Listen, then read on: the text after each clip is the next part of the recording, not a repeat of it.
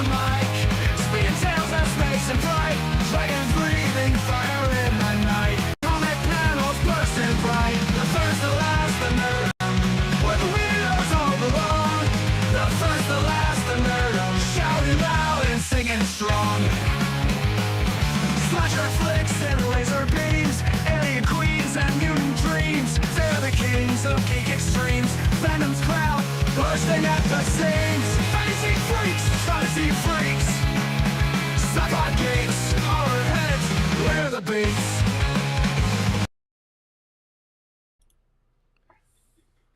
Welcome to the First, the Last, the Nerdom. This is the channel where sci-fi and fantasy fans unite, from cult classics to modern hits. Today we're diving into The Dark Crystal, Jim Henson's 1982 fantasy masterpiece. A world of puppets, prophecy, and power struggles. The Dark Crystal changed the game for fantasy storytelling. We'll explore the lore, the legacy, and why this film still holds a special place in the nerddom. So grab your magic glove, channel your inner mystic, and let's journey into the era. Don't forget to like, subscribe, and join us for more deep dives into the worlds that we love with special guest D. Hi, Tom. Hey, Hi, yeah. D. Hi guys. How's everybody Thank doing? Everything's good. Everything's good. I'm good. I'm feeling good. Got a Yep. chance to rewatch a classic. Absolutely, yeah. So we'll get into that in a Mhm. moment, but we got to pay the bills first, and then let me do that, and then we even have a special guest D. We have your social credentials as well, so we'll get into that here. But as always, you can find me and Tom doing this thing that we call the First, the Last Nerdom, covering comic books, sci-fi, fantasy, everything in between. We've recently expanded to noir and horror the last year or two. But you can always find us here, and we're up to 439. I think we had a couple, or at least one new one. But with that being said, Tom, what are we doing over there on Reddit? Well, try to find a Reddit that would have me, and actually, we did actually find one for Matt Berry. So we promoted Toast of London, which is I think our new favorite show here, and but yeah, so yeah, I find a Reddit that will have us, and I promote our stuff on there. Absolutely. And I believe you are also on X, aren't you? Yes, absolutely. On both places on FirstLastNerdom. Awesome. And I too am on X, ApeIt.Ink. And D, you're on Instagram, aren't you? Correct. I am on Instagram All right, cool. as Dagon D. Awesome. And you can see all of D's artwork. Looks like you're an artiste. Yeah, and then you can also find me on America's Talk Show. I co-host on that, on the Late Show, as well as the Sunday news show, Step Into Cafe Americana, where you can find Professor Kenny, Andre, myself, as many more from the Two Way Legends crew. And also I'm available on ApeIt.Ink, long form content, that sort of thing. All with that said, so D, just to give a little background, we are related, obviously. Well, maybe not obviously to the audience out there. But I remember you telling me about this a really long time ago, and the first time that I saw it, it was with you. And it was really cool. I had never experienced it before. And once you tell us a little bit about your background with it, why you love it so much, and why it holds such a special place in your nerd heart. So actually, it was Dad who introduced me to the film, and I love all things fantasy, dark, anything to do with dark themes or just medieval vibes. It captured my interest right away, and it didn't let it go, and it just led into everything I love today, regarding fantasy and like just being a nerd, dude. Right on, right on. And how about you, Tom? Yeah, well, yeah, I was big into Jim Henson, obviously, with the Muppets and everything. And I heard about this movie, and I was like, oh, wow, this fantasy movie. And I went to see it actually with my younger sister. And yeah, it was like one of those moments where the world kind of opened up for me, you know. It's like, wow, this can be a thing. And fantasy can open it her is open the horizon, and not just be human characters, you know.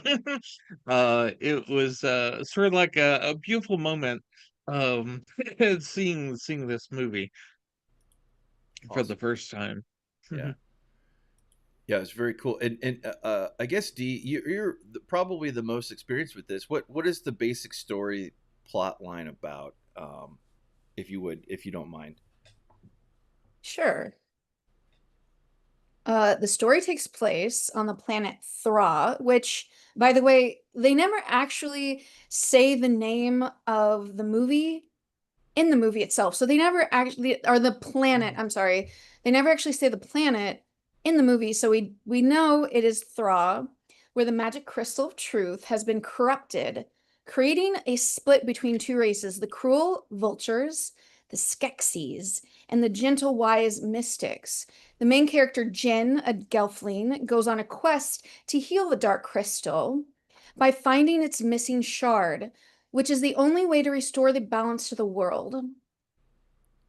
And that's pretty much it. We also have it is followed by, in 2019, Netflix released a prequel series called The Dark Crystal: Age of Resistance, Really? which uses a mix of puppetry and modern visual effects. I Did did get a chance to see that. It's been a while, but all I remember is it was stunning. you like so Mhm. you approve of that? Yes. All right. Yes, I approve of the sequel. Tom, did you For get a chance to see any of that? Yeah, I did watch the sequel. Yeah. Unfortunately, they didn't carry it on because it was so expensive to do. But yeah, I would love a future series of that as well. But I think that's all we're gonna get as far as uh the show. There's also they did do a series of comic books as well. Oh, And I read one of the graphic novels Yeah. uh that's carried on the story as well. Can I actually Mhm. say something just off? Mhm. sure. I actually found I was doing my research and um looking into the series, and my local library has all of the graphic novels available for me to read online, and I thought that was so fantastic, and I'm Mhm. absolutely going to check it out after this. Really? Yeah. Yeah, I definitely would would if I had time, I would definitely read those as well because yeah, it's a world that definitely um you benefit from experiencing more of. Yeah, shame on me for not having this geared up, but this is just something I pulled up on the fly here. We were talking about that. This looks like it's the made by Boom Studios here. That they're no stranger to independent kind of things. Mhm. They've been at the forefront of that. Well, you'll have Yeah, I well. think Oh, go I ahead. think that top image is I think Marvel Comics did a a graphic novel of the original movie as well, which I did get originally as well. But yeah, I think that top image is from Marvel. Yeah, let me. Good grief! Of course, I can find every other link except for the one. This talks about the Netflix here, and we'll include those in the show notes too for those who are who are interested. So what one of the things that I kind of teased a little bit is there are you can't throw a rock without hitting somebody on the cast or the crew that either did something before this to warrant them being on the same soundstage, the same stage as Jim Henson in this creation, or after the fact. And one of those famously was Frank Oz, who did Mm-hmm. I believe he did the voice for Yoda, or at least the puppetry. Mm-hmm. He puppeteered Yoda, Mm-hmm. but that's one. I was gonna say I had looked up a really cool fact about Jim Henson, like when they were on the stage. There was one of the set designers. Henson had just seen like one of his paintings, and he pretty much hired him to come on board to kind of do some of the background work Mm-hmm. too. I'll look for that name. But is there any kind of a draw that either one of you have, like, because this is Jim Henson, and you had mentioned Dad had played this for you. This one, I don't know if he played it. I don't think he played it for me. But Dad always had a habit of doing that, of like playing like a older movie that was, fantasy or science fiction. I remember Yes. seeing Soylent Green with him and some other really cool ones. But what is it that keeps you coming back to this, that is your favorite? D, like what speaks to you? What's the draw? Is it the Henson thing? Is it something else? Is it just and to be So, clear, this film is from 1982, and I Mm-hmm. don't think that they've remastered it yet. I could be wrong on that. I'll look that up in a minute. But the interesting thing is that it has some rough spots here or there, but for the most part, you're drawn into the story, But anyway, go ahead, D. what keeps me coming back to it is it's just such a beautiful film. The hand-painted backgrounds, the work put into the puppetry, the just everything. You can tell that they put love and care into this project. And oftentimes, as an artist myself, again, I can't speak from my personal experience, but just being in the artistic world, I personally haven't had anything published per se, but I do understand that as an artist, like when you're trying to make your name in the world and you're trying to make a difference, you need an image, you need something to get you started. So Jim Henson started or found his own little niche in the world with the Muppets, right? So I feel like the Dark Crystal is what Jim Henson would like. It was a like a pet project for him. Hmm. Like this was something that he always had. The Muppets were wonderful, and they will be with us always now because it's such a cult classic, right? Right. Um, it's a part of American history now. Like the Muppets is American history. Um, and even the songs, like Jim Henson, like hands down a true visionary. But oftentimes these creators have deeper, darker themes they want to explore. And I'm sure, and again, I'm not familiar with the Muppets timeline, but I know for sure that the Muppets came first and then the Dark Crystal, right? Hmm. Yeah. No. Yeah. So, Yeah. Go ahead, Tom. Yeah. Yeah. The Dark Crystal was made because of the Muppets. But yeah, is sort of a passion project for him. Um, Something he wanted to get out on the screen. And yeah, it's one of those things where um when you see it, um you either go along with the journey, or you kind of rebel against it, and obviously we're the people that kind of go along with the journey and enjoy what it tells us. But yeah, um it's one of those things where it's not ashamed to be what it is, and that's one of the things that I loved about this movie, is that it truly is what it is. Yeah, and I think one of the big differences between the Muppets and this were there were no human actors whatsoever at all. Hmm. This is the ultimate puppet film. No safety net, no fallback, just pure Hmm. manifestation of this art form. And then to kind of back up a little bit, I had mentioned a little bit Leonard Lubin's animal illustrations, Henson was inspired by that, and he I had mentioned I failed to mention his name, and I didn't have it up. It was in the window behind it, but Brian frowned, I believe. Frowned, yeah, Yeah, yeah. yeah, Brian Frown, yeah. yeah. So Big he influence on this. Yeah. yeah, he saw those ethereal illustrations, and they would serve as essentially the DNA for Thera and some of the other concepts that we saw that was later on made into puppetry or whatever. But that was in 1975. Sorry, that was the whole point of that. And this was I believe this movie also had held the first because it was obviously Henson and puppetry. They made super puppets, with animatronic eyes and really sophisticated internal mechanics, and so unique to their race or to their species or whatever. The Gelflings. I always have a hard time the Skissis, the Skeksis. Skeksis. Thank you. Yeah, Skeksis. yeah, It's and the skek Mystics and too. seas. What's that? It's like skek and then seas. Right.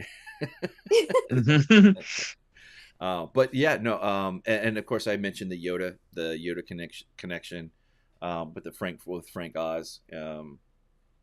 But I mean, how do you think this holds up to today? I mean, do you think it speaks to younger kiddos or the younger generation, or I mean, or maybe even our age or a little bit older who come into this and maybe they've never seen it?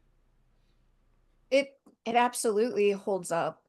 Like, this is what, if Jim Henson had the ability to use our technology in 2025, I'm sure he would still continue to use puppetry because he wanted to tell a story. He wanted to create this mystical environment so that you felt like you were in, like, merging into another world, but very realistic.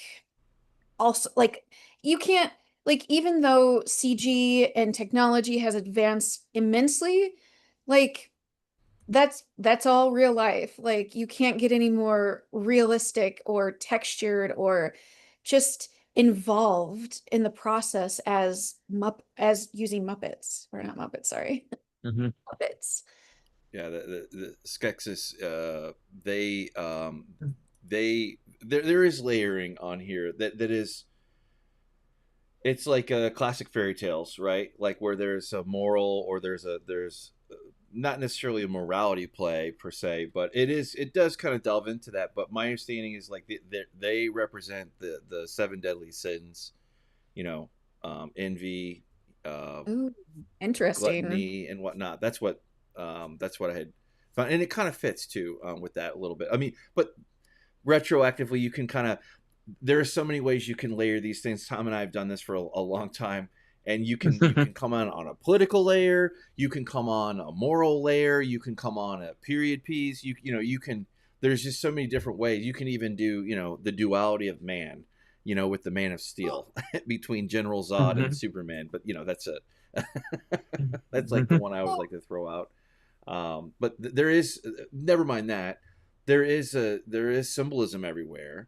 And with that being in mind, what are some of the symbolism or things or layers that caught you out, either one of you, that resonates with you, that you pulled from this fantastic film? I think it's, yeah, go ahead. Go ahead, Tom. No, I would just like to say it's the classic fantasy tale, but told in a totally unique way. In that, normally you have the human aspect of a human character, and I think the other movie that is big with Jim Henson is Labyrinth, which definitely has human characters in it. I think it's to its benefit. But this movie challenges you to relate to puppets, and I think that's one of the beautiful things about this movie is that the characters that you relate to are not human.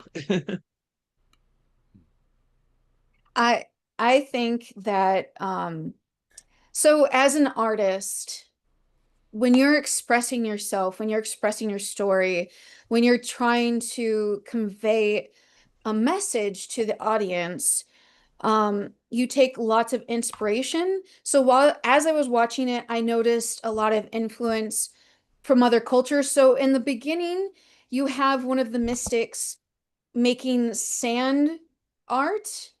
That's taken from Indian culture where they make, I can't, I don't know what they're called, but I do know they exist. They make like these special symbols on sand every morning in their front doorway to protect their home. So I saw influences from India, just all kinds of other influences as well, but also influences based in the time period as well, like Yeah, of the 80s. sure. Like I love that this movie is just drenched in 80s. Yeah, that's a point that Tom and I that we always end up finding good purchase with movies from the 80s. It's kind of a little bit of a tertiary calling card for us a little bit, but Yeah, I would it's agree with that. Oh, how about you, Tom? yeah, yeah, definitely 80s. The 80s is sort of like everything is kind of goes back to being true, being original and being, of yourself, everything else kind of gets kind of self-conscious, whereas the 80s, a lot of the stuff from the 80s is it just feels like it's kind of wearing its new skin. It's not like anything there's not anything else like it, and it's like being true to itself. Indeed, And this movie definitely you can say whatever you want, but it is true to itself in agreed. all of its aspects. Yeah, and Well, oh, go ahead.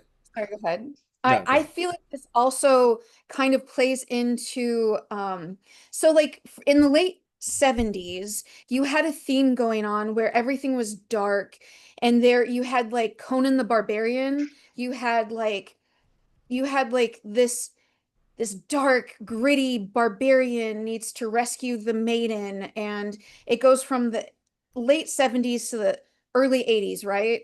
So like this like art, or this form of art was very prevalent, and it was awesome. Honestly, while I was rewatching Dark Crystal, it kind of reminded me of Legend with Tom Cruise. Hmm.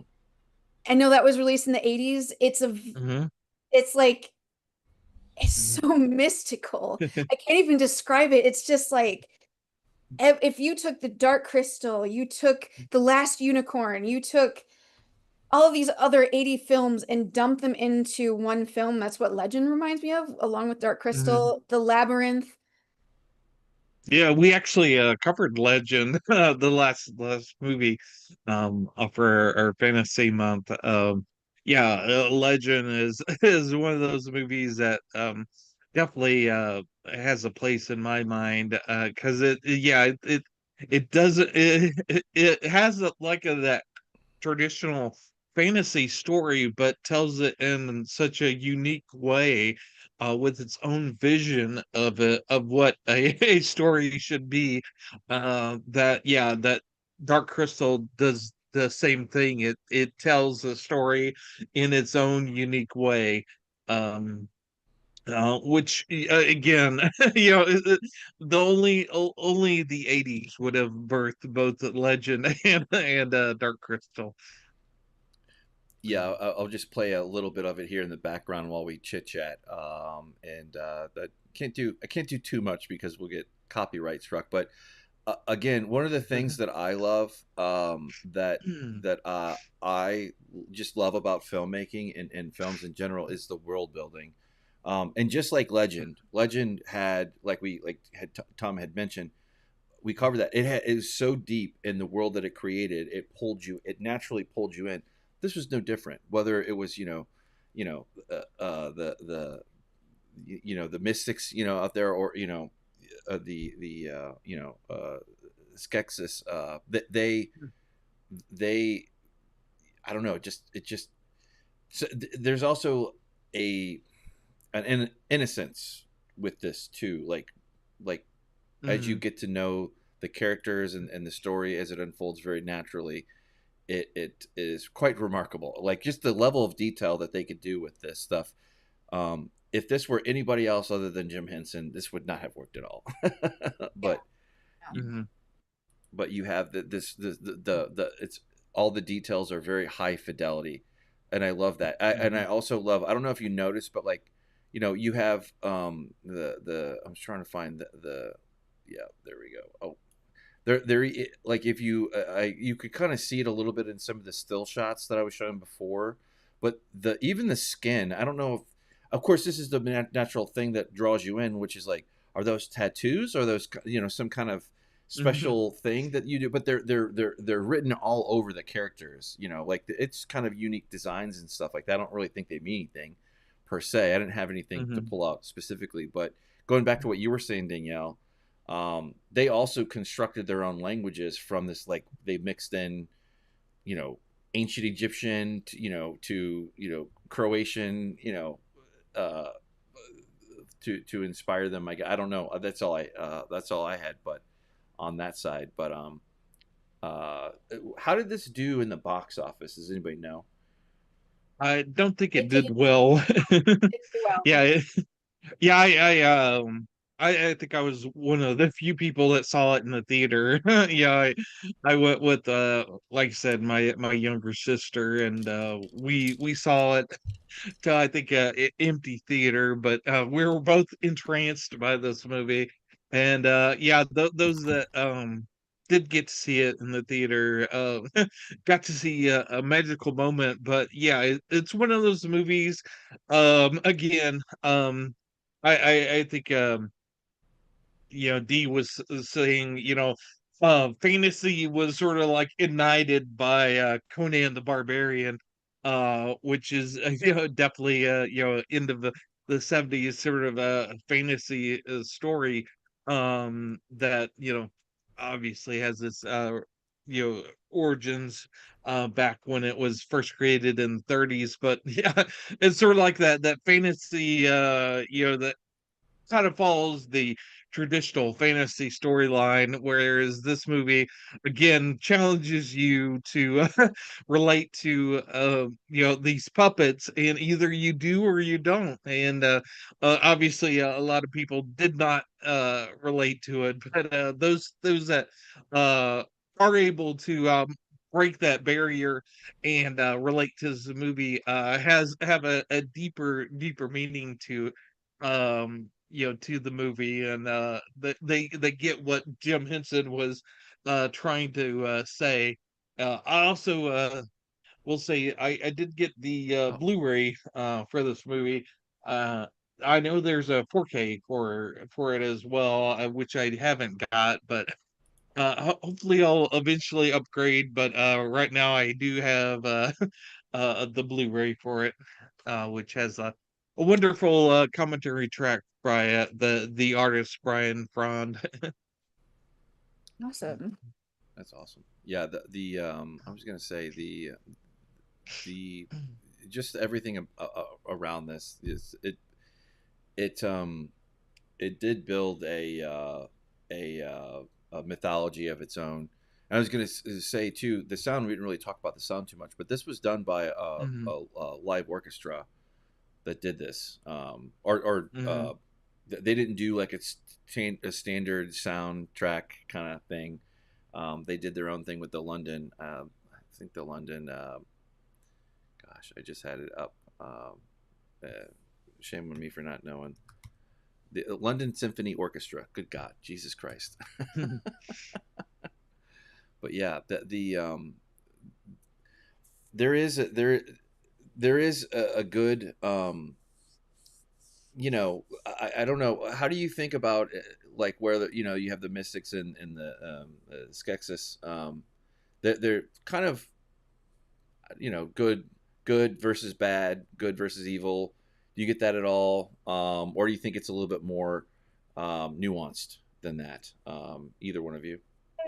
The film actually leaves us asking more questions because this is probably Jim Henson's passion project, and if he were able to explore the world of Thra more, like I think that there could even be a series if this were released today.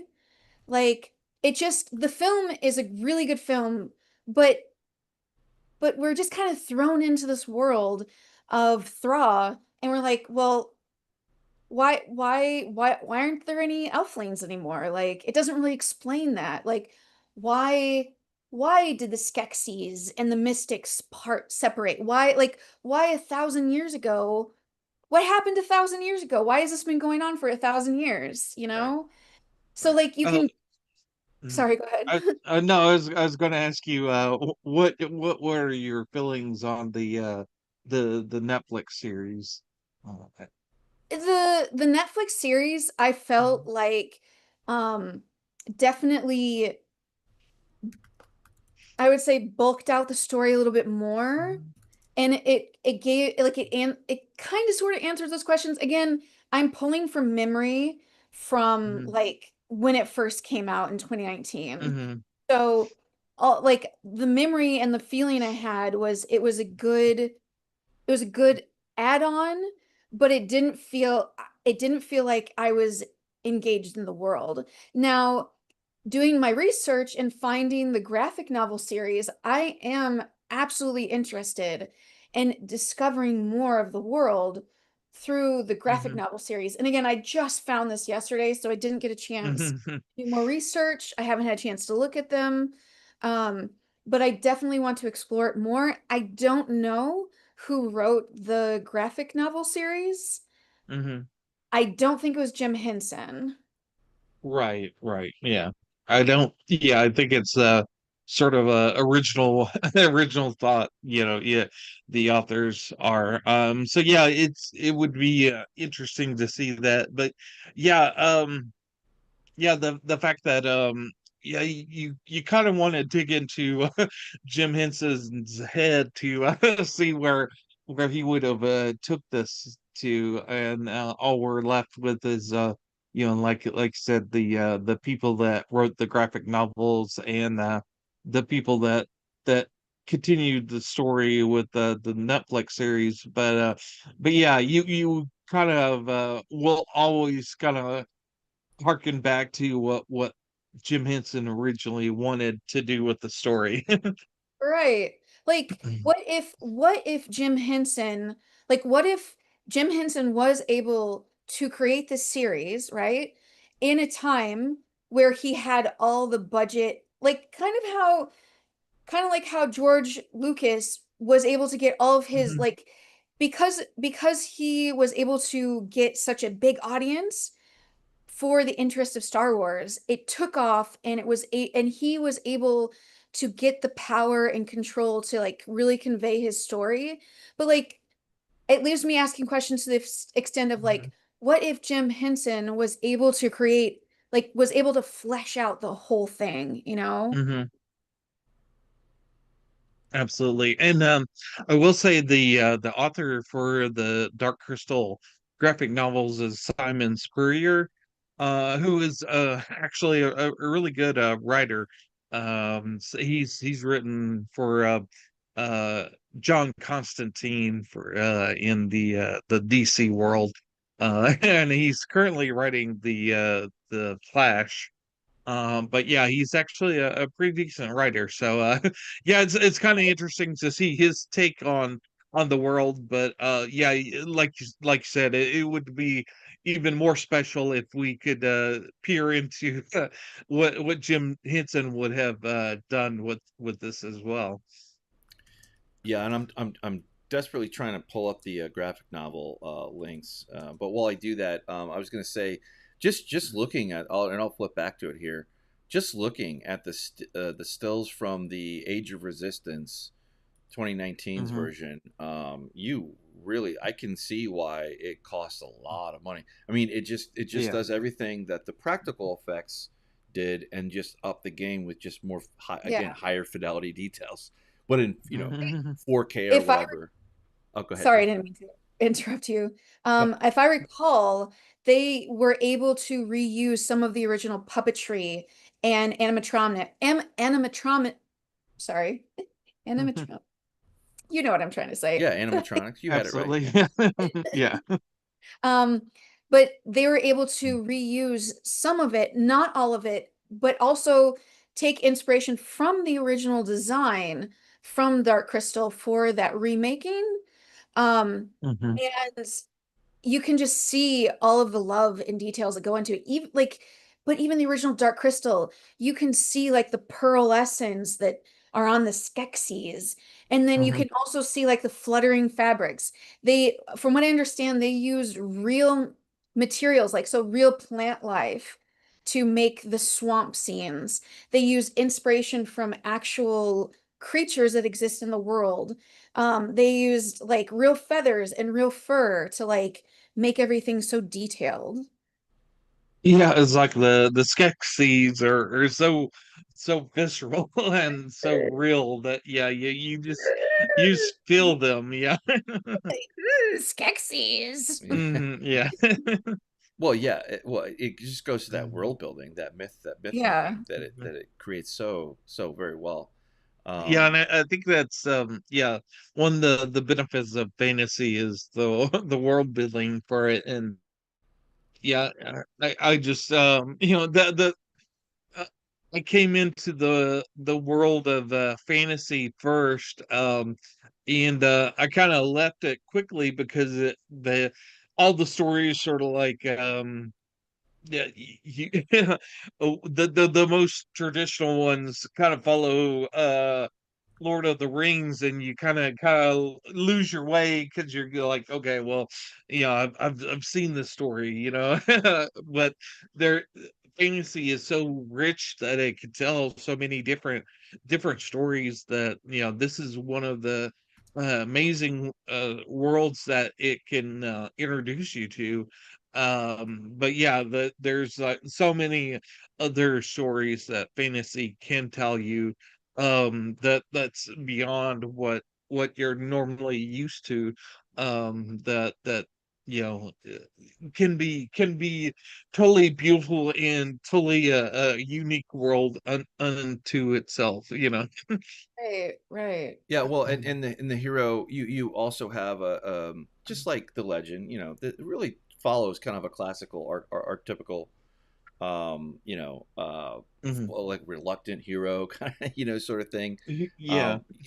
But he, you see him come to terms with it. He doubts it. He grieves.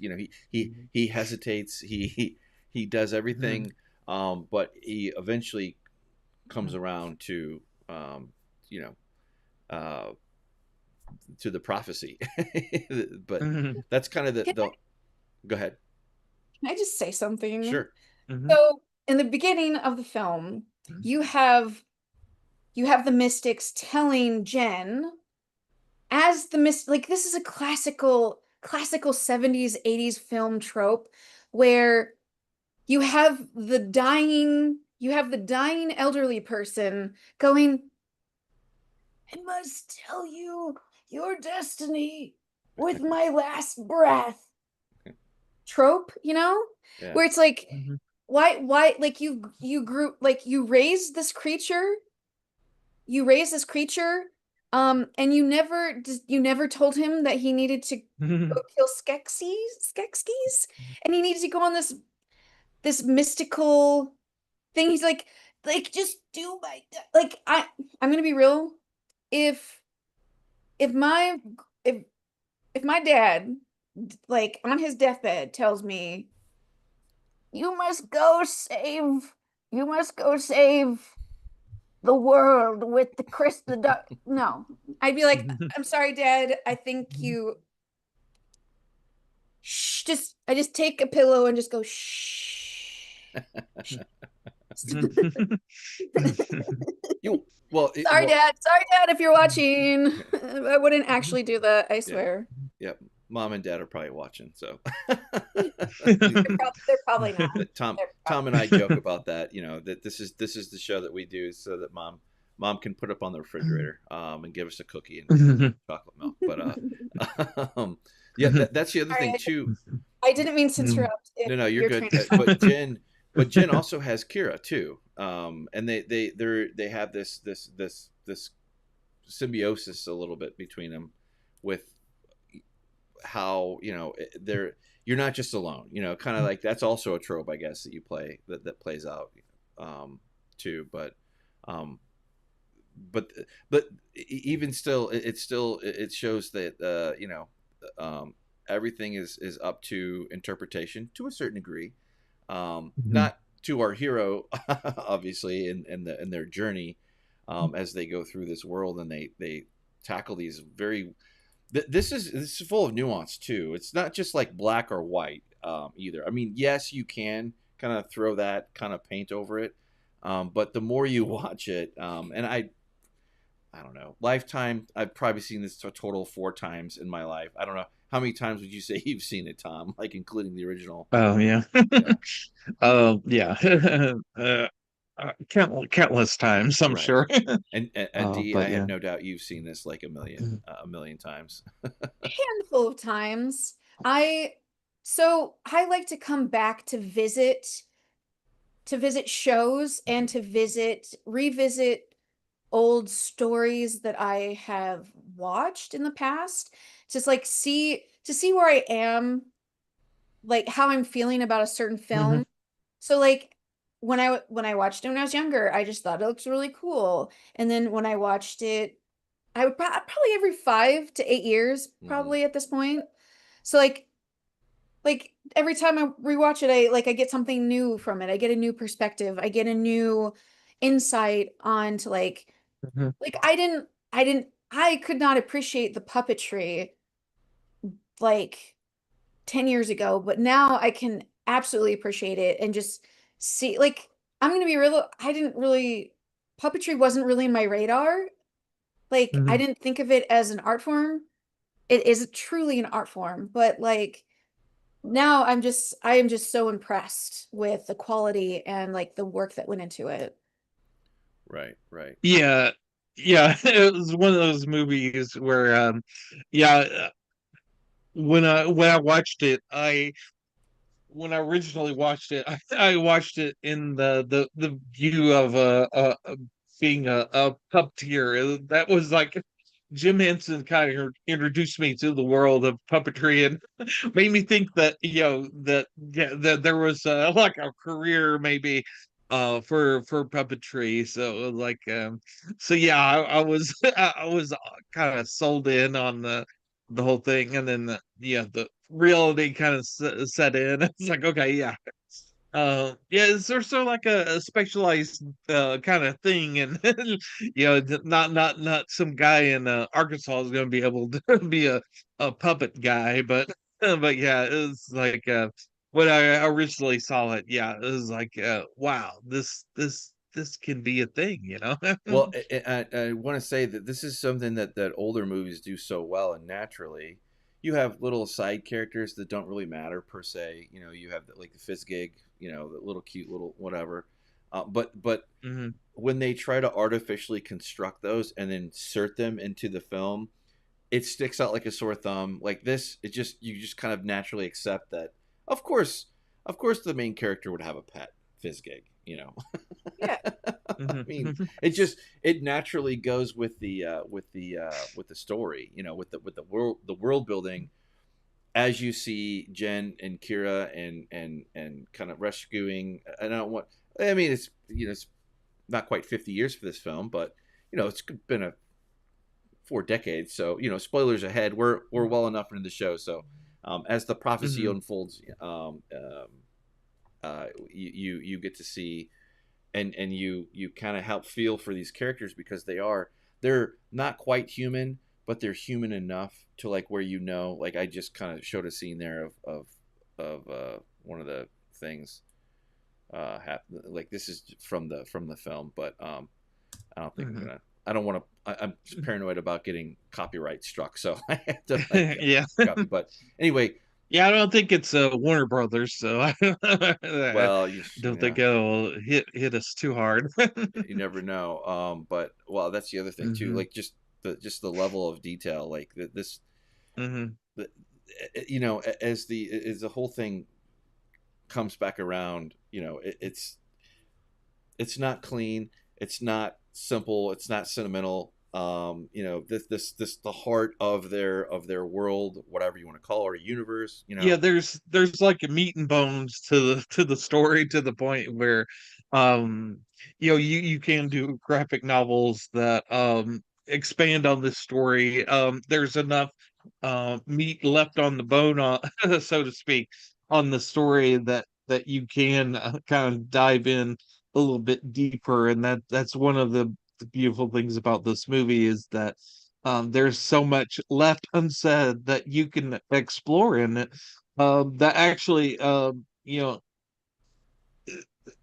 you can get like a meaningful story from, that you don't just have to just hang on to the singular story, that there's so much more to the story, that even if you're not getting what Jim Henson originally wanted to say, you could say so many different stories within this world. Yeah, and we had to kind of go in. We had a couple regular fans showing in, and they had commented on this, and I just put it up there on the screen. Mhm. Gaming Forum, you know that there's a Netflix sequel to this. Yes, we Yeah. we did touch on that for probably good for a good little bit in the first part of this broadcast, and then a little bit before that too. And I was gonna say too, there was another. Oh, he actually had said that it's a prequel. So I haven't seen it, so I assume that it was a Mhm. prequel. But Yeah, that's it the is a case prequel. Yep. for the Netflix? Yeah, yeah. Yes. Hmm. Thank Yeah. you, Gaming Yeah, I Forum. think the graphic novels are sequels to the story. So, Okay, very good. but yeah. So, yeah, if you're really into Dark Crystal, there is the prequel series that Netflix did, and there's also like we talked about, the graphic novels as well. Um, Written by Simon Spurrier again, who's a really good writer. So, and I read one of the graphic novels, and it was really engaging Right. story. Well, and of Cool. course, you had, I don't want to give away the absolute end of the thing, but there is sacrifice here, and again, this is to reunite the heart of the crystal, Y- so to speak. The movie, the movie's been out for 40 years. You can't, you can't, like, Well, spoilers we're, are allowed. we're we're good. We try to be good hosts, and when we talk about it, and we'll save the details or spoiler stuff toward the very end, and we're getting up to closer to the end than the beginning here of our little show here. But yeah, no, you're right. Yeah, it is. But you just never know. Some people, the worst thing in It's the been world 40 is to look up some movie, and then you go to like look up some kind of conversation about it, not necessarily a review, and then somebody just spills the beans in the first 5 minutes, and it's like, I I have a question for everyone. Do you have a favorite character? well, that's a good In question. the movie. I'll let Tom In the go. Tom movie. Tom's better at answering those kind of things than I am. Let's see. Yeah, I that's a good question. Yeah, I guess that would be the main character. Yeah, Yeah. I always have like the main character syndrome. So yeah, I always will go with Jin.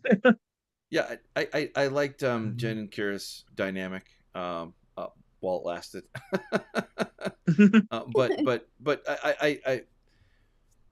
I like Jen alone, but I also like the more confident that he becomes as it goes forward, and he knows it's not just on him. Yes, he's important, but he has the friends around him. He has that.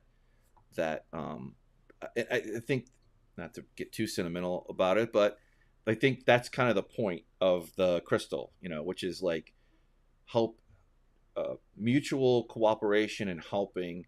That's not just because there's like a love there, not necessarily a romantic or a platonic love, but there is a love there that is cool. And I don't know, like probably 10 years ago I would have given a different answer, to be honest. But Yeah. how about you, D? I think one of the I love the Skeksis design. I don't have a favorite character from the Skeksis. I don't have a favorite character from them, but Ogra, I really liked her design. Mhm. I want to strive to be Ogra. Like I just want to be 150 years old, living my best life, and then like someone comes along and like, what are you doing in my house? That's awesome. Yeah. And we had a chime in from the gaming forum, who's a big fan of the show. He said his favorite was Fizzgig, so that's cool. Like I had mentioned him before. I actually sent Dad a video of Fizzgig because it reminded me of their dog Ginger. Oh, right on. Mhm. Yeah. Well, Go go ahead. ahead. Sorry. Oh, no, go ahead, Tom. No, no, I was gonna say, if you're into fantasy and have not read the comic book ElfQuest, if you're into this story and want like further stories that are kind of similar in this vein, I would definitely recommend ElfQuest in its series. It's was written by Wendy Penny back in the 80s. So it has that sort of 80s vibe to it. But yeah, reading ElfQuest and seeing this movie was sort of formative in my fantasy world. Um, you know, I, I would be much lesser without experiencing those, so I would definitely recommend ElfQuest as well. That's awesome. Yeah. This actually reminded me of I every time I was watching it, it reminded me of the new Lord of the Rings that they just released on Amazon. Hmm. Like it reminded me of the hobbits Okay. Mhm. that were wandering around. Like I got that like kind of feeling. I kept forgetting that I wasn't watching the new Lord of the Rings on Amazon and that I was watching The Dark Crystal. That's awesome. That's awesome. So if people are interested in something adjacent that's also fantasy that's been out lately, it yeah, it was okay. Right. Right on. Yeah, Yes. and without with the fantasy, I also will recommend the best fantasy series I've ever read is the Book of the Fallen Melazon, written by Stephen Erickson. It's one of the best fantasy series I've ever read, and it's complete. With with Game of Thrones, you go, well, he hasn't finished it yet. But yeah, the Book of the Fallen is an amazing series. Definitely worth checking out if you're into fantasy. Yeah. Which one day we will absolutely cover one way or another, for sure. But I think we're coming up to the caboose here on the show, and I think we've Hmm. covered pretty much everything there is to cover. I mean, I'm sure we could spend hours, if not days. But this is Hmm. this. I think what would you say the appropriate age range is for this modern for kiddos? Like, what age do you think? Because it's not faint A for little the faint of scary. heart at all. I A mean, little scary. what's that? It's a little scary. Yeah, I'd say like 12 or 13. Over 13. It's probably like a comfortable age I was Mm-hmm. to gonna say 9 years old. mhm. Yeah, no, I think that this all sound good. Yeah, I'll have to. That's gonna have to be a family thing. We'll Mhm. have to get the kiddos Mhm. and and D Yeah. and It's one of those movies that you find as opposed to someone bestows onto you usually. Yeah, it's one of those special things that you come upon and it's like, oh wow, this is, it kind of opens up the world to you, you know. It's absolutely. it's a good film to share with people who are just getting into fantasy, like Mhm. especially Western fantasy. Mhm. So it's a good introduction to Western fantasy as far as the whole genre of, I don't even know if there is an American version of it, but just American fantasy. I don't know. Right, Yeah. Like, right on, sorry. Um, right on. Mike? Yeah, well, I was gonna say I think we're up to the very end here. But you can find all of these in the show notes as well in the description down below. I've included the graphic novel as well as the Netflix prequel. I wish I could share the Netflix link, but unfortunately, it wants me to sign in, and I'm not signing in, so because it was being stupid. But it is what it is. So aside from that, I was gonna say I think we're good, and thank you to Mhm. the four folks out there who are watching this, and we already have 7 likes on this one, so that's always a good sign when we go live and do this. So thank you so much, D, for being our special guest.